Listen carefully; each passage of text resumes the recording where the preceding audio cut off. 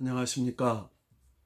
이 총선을 앞두고 또 전 세계적으로 코로나 팬데믹 현상에 빠져 있는 이 참 혼란한 상황 속에서도 하나님의 사명을 꿈을 키우고 거룩한 일꾼으로 부름받아서 생명을 낳는 하나님의 그 거룩한 사명을 감당하기 위하여 학업에 열중하는 학우들을 주님의 이름으로 축복합니다.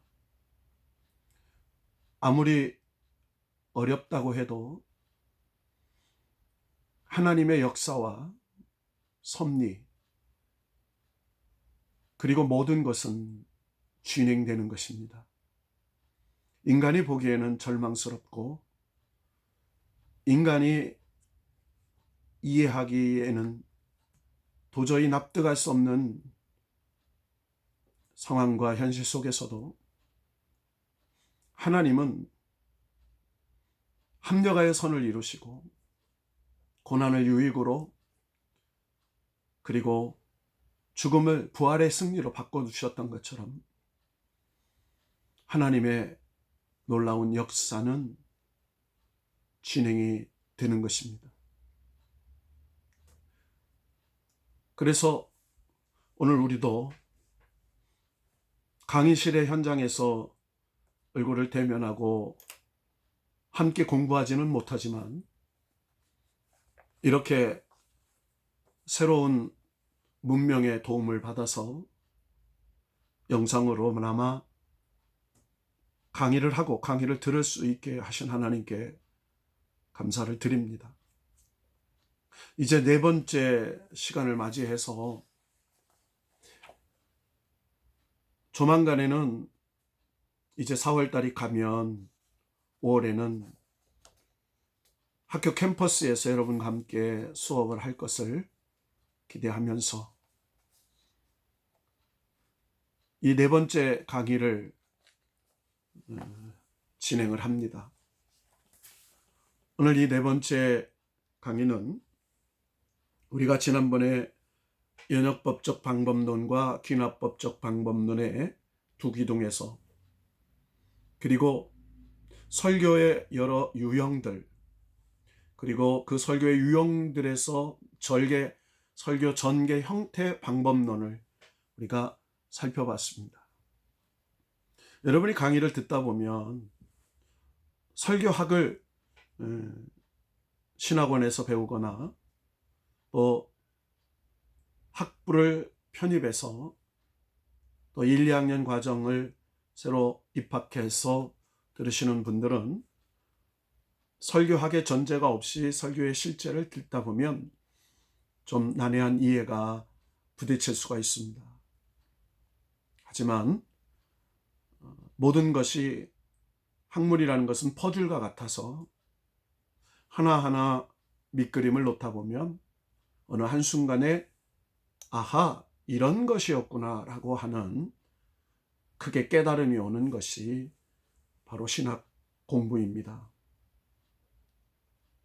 그래서 여러분들 동영상의 강의는 여러분이 듣고 또 메모하면서 훗날의 현장에서 새로운 자료들을 여러분에게 제공하고 그렇게 다시 한번 복습하는 시간이 주어질 거라고 생각하면서 이 네 번째 설교의 실제 강의는 설교 준비는 어떻게 할 것인가,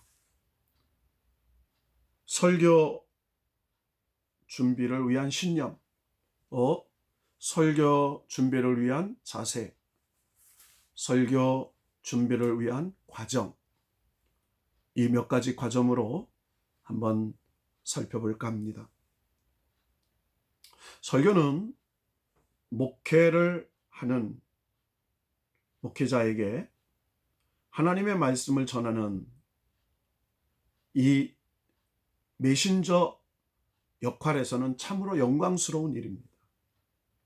그러나 너무 말씀을 자주 전해야 하는 면에서는 많은 부담과 또 어려움이 있습니다. 목회자는 통상적으로 한 주간에 6, 7회 정도를 설교를 합니다. 또 장례식에는 3번 이상의 설교, 또 매번 동일한 본문으로 상을 당한 가정에 가서 전할 수 없기 때문에, 또 결혼식에서 설교를 동일하게 할 수 없기 때문에, 결혼식은 당사자들에게 매우 중요한 일이기 때문에 그들의 결혼을 축하하면서 하나님의 영적 메시지를 전한다는 것은 참으로 어려운 일입니다. 신방을 위한 설교의 준비도 또한 쉬운 일이 아닙니다. 그러나 아무리 많은 설교 횟수도 그것은 변명이 될 수가 없습니다. 설교는 하나님의 계시를 전하는 것이고, 하나님이 원하시는 것들을 전하는 것이고, 그들의 삶을 수정하고 그들의 삶을 변화시키고 또 그들의 삶에 어떻게 살 것인가를 결단시키는 놀라운 변화의 역사를 일으키는 살아있는 하나님의 개입입니다. 그래서 설교를 준비한다는 것은 목회자로서 가장 영광스러운 일이기도 하지만 목회자로서는 가장 두렵고 어려운 일이기도 합니다. 설교는 하나님의 말씀을 대언하는 것입니다. 그래서 성언으로서의 운반, 이렇게 말합니다. 하나님의 거룩한 말씀을 운반하는 것이다. 그 하나님의 말씀에 내 생각과 그리고 환경의 생각과 그리고 여러 가지 개인적인 어떤 이익과 관점을 더하여 전하는 것이 결코 아닌 것입니다. 그래서 설교를 어떻게 준비해야 하는가 라는 이 첫 번째 관점에서 설교자는 4가지 신념을 분명히 가져야 합니다. 첫째는 성경으로만 설교를 준비해야 합니다. 성경으로만이라고 말하면 흔히 강해 설교를 생각합니다. 그러나 특정의 성경 본문을 연속적으로 설교한다고 해서 그것이 강해 설교가 되는 것은 아닙니다. 성경으로만 선교를 준비한다는 것은 하나님의 설교 준비에 가장 중요한 그 준비가, 핵심이 성경에서 출발한다는 말입니다. 성경을 읽고 성경을 듣고 성경을 묵상하고 성경을 암송하는 그런 성경 중심적 설교를 준비해야 한다는 것입니다. 그래서 성경을 열심히 공부해야 합니다.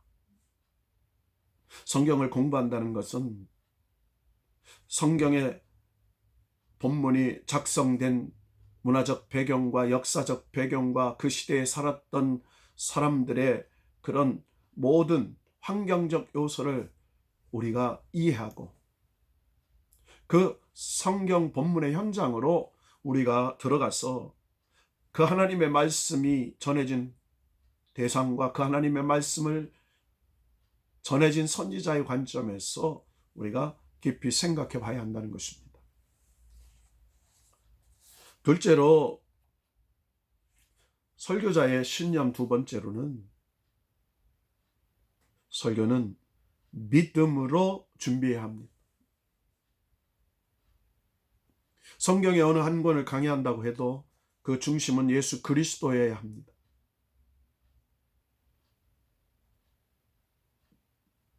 성경은 창세기에서부터 요한계시록까지 오직 예수 그리스도를 중심으로 기록되어 있습니다.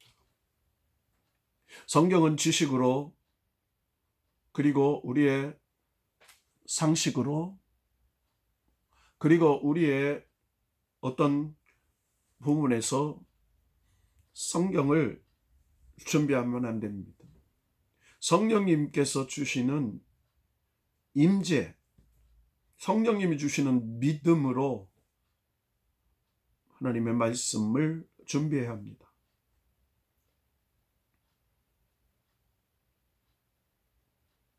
세 번째로는 설교에서 빼놓을 수 없는 부분이 하나님의 은혜로 준비해야 합니다.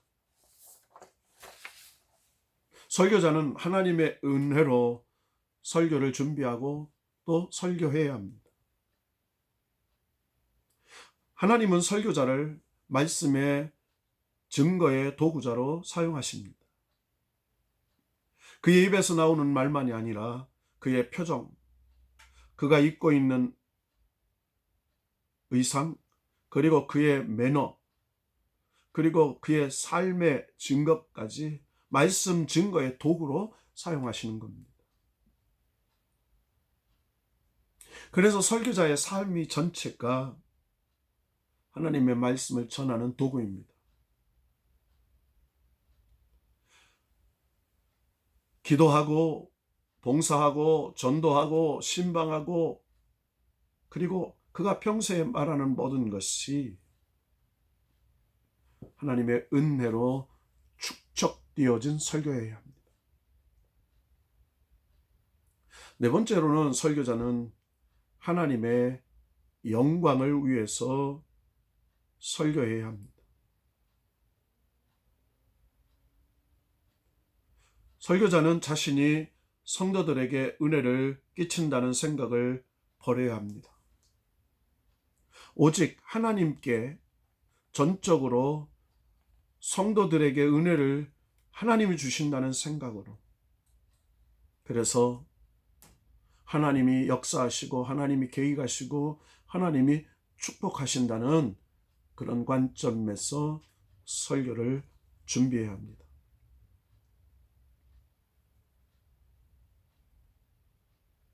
이 설교는 하나님의 영광을 위해서 진행합니다.